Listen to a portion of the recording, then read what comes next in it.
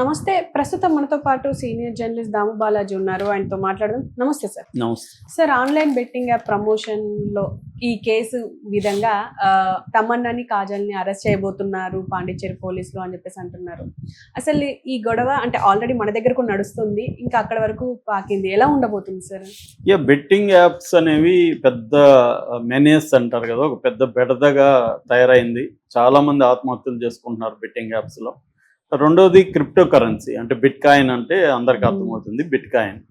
So ఈ రెండు కేసులు ఇప్పుడు తమన్నా మీద ఉన్నాయి, కాజల్ మీద కూడా ఉన్నాయి. అంటే ఏంటి కారణం అంటే హెచ్పిజెడ్ టోకెన్ అనే ఒక బిట్ కాయిన్, హెచ్పిజెడ్ టోకెన్ అనే బిట్ కాయిన్ వాళ్ళు 2022లో క్రిప్టో కరెన్సీ ఆఫీస్ ఓపెన్ చేశారు కోయంబత్తూరులో. దానికి తమన్నా వెళ్ళి ప్రమోట్ చేసింది దాన్ని. వాళ్ళు ఏం చేశారంటే రోజు కాదు 57,000 ఒక్కసారిగా కడితే రోజుకి 4,000 ఇస్తాం అని చెప్పారు. దాంతో జనం విరగబడి కట్టారు. ఎన్ని కోట్లు అంటే దాదాపు 2,40,00,000 10 రోజుల్లో కలెక్ట్ చేశారు. కానీ ఒక 2 రోజులు ఇచ్చేసి ఆపేశారు, డబ్బు రాలేదు. సో వీళ్ళందరూ లాస్ అయ్యారు. అలా లాస్ అయిన వాళ్ళు కొంతమంది కంప్లైంట్లు ఇచ్చారు. సో ముఖ్యంగా పాండిచ్చేరిలో అశోక్ అనే ఒక రిటైర్డ్ పర్సన్ కంప్లైంట్ ఈమె మీద కూడా ఇచ్చాడు. నేను ఈమెను చూసే, ఈమె ఉంది కాబట్టి ఇది జునైన్ అనుకొని నేను చేరాను, కాబట్టి నాకు ఈమె రెస్పాన్సిబుల్, వాళ్ళు ఎవరో కూడా నాకు తెలియదు, ఆ కంపెనీ ఎవరో నాకు తెలియదు, ఈమె చెప్పింది కాబట్టి ఒక తమన్నా చెప్పిందంటే ఇది కరెక్ట్గానే ఉంటుంది అని నేను నమ్మి చేశాను అని చెప్పి ఆయన కంప్లైంట్ ఇచ్చాడు. సో దాంతో ఈడీ ఎంటర్ అయింది.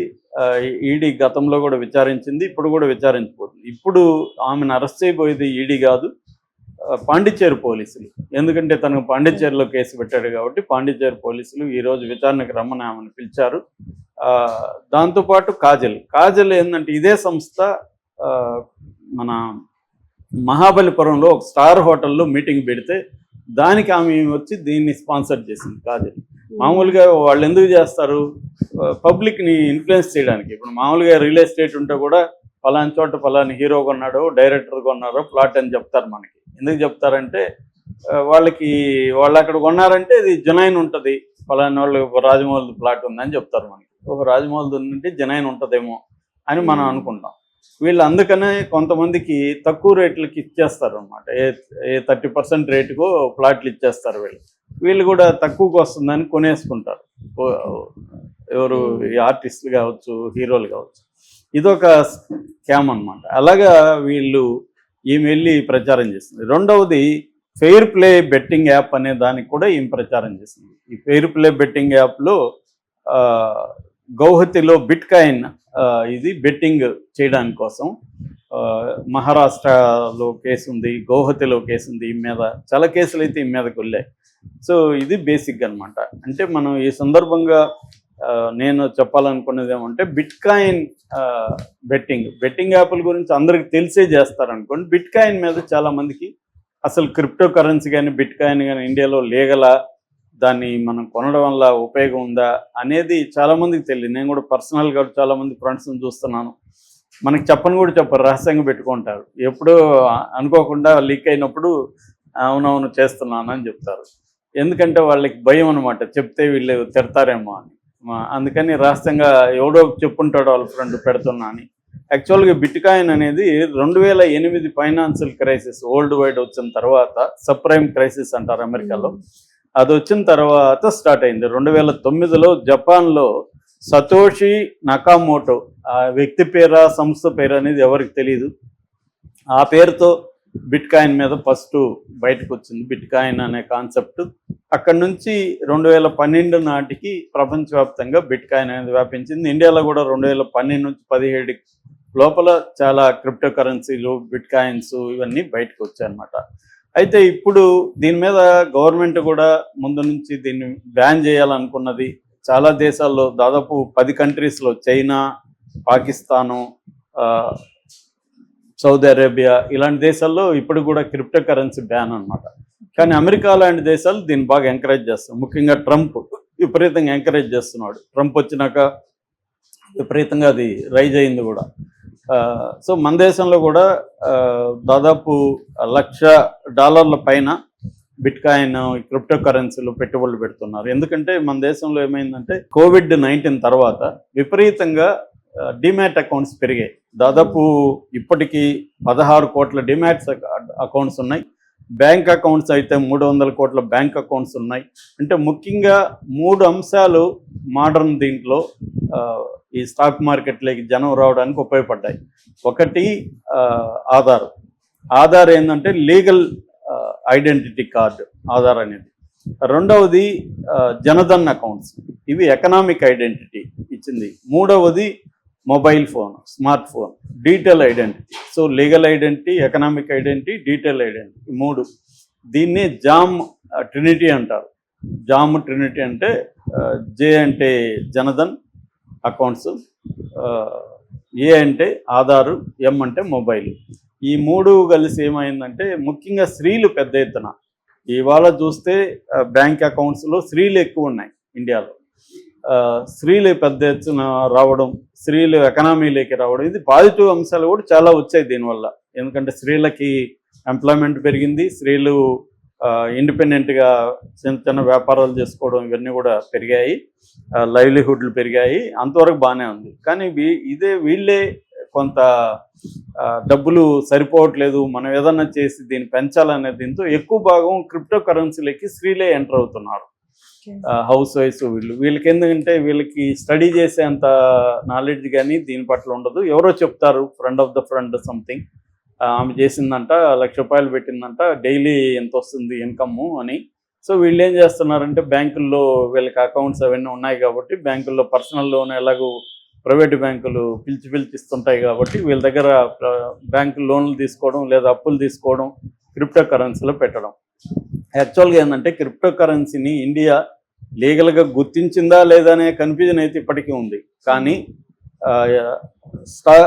క్రిప్టో కరెన్సీ ఎక్స్చేంజెస్కి మాత్రం ఒక మెథడ్ అయితే పెట్టింది. అది ఏంటంటే FIU అంటారు, ఫైనాన్షియల్ ఇంటెలిజెంట్ యూనిట్ అని ఒక సంస్థను పెట్టింది సెంట్రల్ గవర్నమెంట్.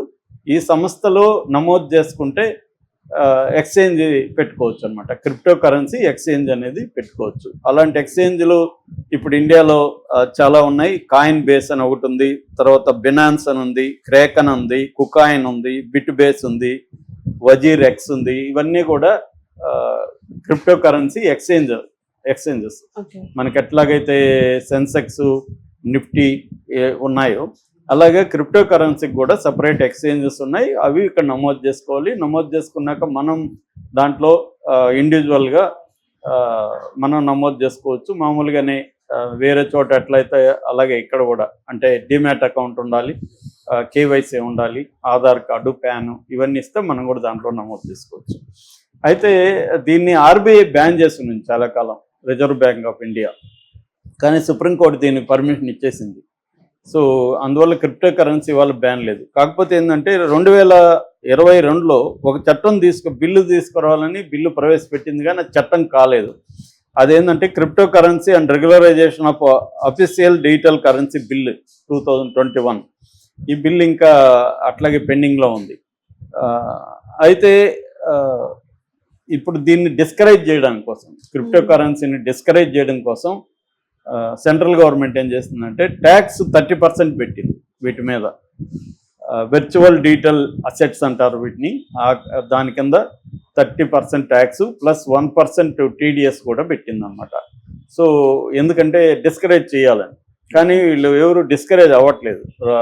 ఎవ్రీ డే పెరుగుతుంది. ముఖ్యంగా స్మాల్ టౌన్స్లలో విపరీతంగా క్రిప్టో కరెన్సీ బిట్కాయిన్లో ఇన్వెస్ట్ చేస్తున్నారు. ముఖ్యంగా దీంట్లో ఏంటంటే 2 రకాల ఉంటాయి. బేసిక్గా ఒకటేమో క్రిప్టో కరెన్సీలో బల్క్గా 1 lakh, 2 lakhs డబ్బులు పెట్టేసుకోవడం. వాడు డైలీ కొంత డబ్బులు నేను ఇందాక చెప్పినట్టుగా వేస్తూ ఉంటాడు అన్నమాట. That is one thing. రెండోది SIP అంటారు, SIP. ఇదేంటంటే మంత్లీ ₹100 నుంచి కూడా ఉన్నాయి కొన్ని. సో ఇది కొంతమందికి నిజంగా కూడా హెల్ప్ అవుతుందని కూడా చెప్తున్నారు. అంటే ముఖ్యంగా చదువుకుంటున్న అమ్మాయిలు రోజు ₹100 వేసుకుంటే అలాగా కొంతకాలం తర్వాత వాళ్ళకి హయ్యర్ ఎడ్యుకేషన్కి పనికొస్తుంది అన్నమాట. అలాగా దీంట్లో ఇప్పుడు ఇది ఈజీ చేశారు, యాప్లు వచ్చేసాయి స్మార్ట్ ఫోన్లలో. ఆ యాప్ల్లో బ్యాంకు నుంచి మనకి డబ్బులు దాంట్లోకి వెళ్ళిపోతాయి, వాలెట్ ఇస్తాడు, ఆ వాలెట్లోకి వెళ్ళిపోతాయి, ఆ వాలెట్లో ఇది చేయడం. కాకపోతే ఏంటంటే క్రిప్టో కరెన్సీని మిగతా దాని మీదలాగా ఎక్స్చేంజ్ చేసుకోకూడదు ఎక్కడ, డీటెయిల్ కరెన్సీ లాగా. ఓన్లీ ఇన్వెస్ట్మెంట్ పర్పసే ఉంది. ఇప్పటివరకు అయితే దీన్ని డిస్కరేజే చేస్తుంది ఇండియన్ గవర్నమెంట్. ఎందుకంటే ఇది లీగల్గా రెగ్యులరైజ్ కాలేదు, సెబీలో ఇవన్నీ రెగ్యులరైజేషన్స్ లేవు కాబట్టి ఇందులో మోసాలు ఎక్కువగా ఉన్నాయి. అందుకనే ఇప్పుడు వీళ్ళ ఇటువంటి ఇందాక చెప్పిన కంపెనీ ఏదైతే ఉందో హెచ్పిజెడ్ టోకెన్ చాలా రోజుకి వింటూనే ఉన్నాం. నిన్న కూడా ఈడీ 600 కోట్ల బిట్కాయిన్ మోసాలు జరిగాయని చెప్పి అనౌన్స్ చేసి దాని మీద ఇచ్చేస్తుంది. మన ఇండియన్ ఒక అతను అమెరికాలో, చిరాగ్ తోమర్ అతని పేరు, అమెరికాలో దాదాపు 144 కోట్ల బిట్కాయిన్ ఫ్రాడ్కి పాల్పడి అమెరికన్ జైల్లో ఉన్నాడు. అతని బ్యాచ్ ఇక్కడ చాలా మంది ఫ్రాడ్లకి గురవుతున్నారు. ఎందుకంటే ఎడ్యుకేషన్ ఉండదు, నేను చెప్తున్న ఈ కింది స్థాయి వీళ్ళకి అందరికేమో అకౌంట్లు, డిమాట్ అకౌంట్లు అంతా వచ్చేసాయి. వీళ్ళకి దాని మీద స్టడీ చేయడం కానీ నాలెడ్జ్ ఉండదు. ఫ్రాడ్ స్టార్స్ ఎక్కువైపోయారనమాట. యూట్యూబ్లలో ఛానల్ పెట్టేయడం, ఓపెన్ చేస్తే మనకు అవి యాడ్లు రావడం, ఇంత డబ్బులు కడితే మీకు రోజు ఎంత వస్తుందని చెప్పడం. ఈ ఫ్రాడ్ బ్యాచ్ ఎక్కువైపోవడం వల్ల మోసపోతున్నారు. అందుకని క్రిప్టో కరెన్సీ బిట్కాయిన్లో డబ్బులు పెట్టేవాళ్ళు చాలా ఆచితూచి పెట్టాలి. అది రిజిస్టర్ అయిందా లేదా ఇవన్నీ చూసుకోవాలి. గవర్నమెంట్లో రిజిస్టర్ అయిందే వాటిలోనే పెట్టాలి. అది కూడా తక్కువ అమౌంట్లు పెట్టి టెస్ట్ చేసుకుంటూ మెల్లగా రావాలి. వీడు కూడా ఏం చేస్తాడంటే బిగినింగ్ ఇస్తాడనమాట అలవాటు చేయడానికి. మనం ఎవరికో ఒకరికి వచ్చి ఉంటుంది, వాళ్ళు ఒక 100 మందిని కరప్ట్ చేస్తారు. సో మా ఫ్రెండ్కి వచ్చిందని నేను నీకు చెప్తే నువ్వు కూడా అవును ఏం చెప్పాడంటే నిజమే ఉంటుందని పెట్టడం, ఇలాగ వెళ్ళిపోతుంది అనమాట. అందుకని ఎవరో ఫ్రెండ్ చెప్పారని కాకుండా వాళ్ళు ఎంత విశ్వసనీయమైన ఫ్రెండ్ అయినా, ఎందుకంటే ఫ్రెండ్ కూడా మోసపోయిండే అవకాశం ఉంటుంది. కాబట్టి మనం సొంతంగా దాన్ని పరిశీలించి కానీ చేయకూడదు. చేసేటప్పుడు కూడా తక్కువ అమౌంట్లు పోతే కూడా పర్లేదు ఈ అమౌంట్ అనుకొని చేయాలి తప్ప సీరియస్ దీంట్లోకి వెళ్ళిపోకూడదు. ఫ్రాడ్లు అయితే విపరీతంగా జరుగుతున్నాయి. Okay sir, thank you.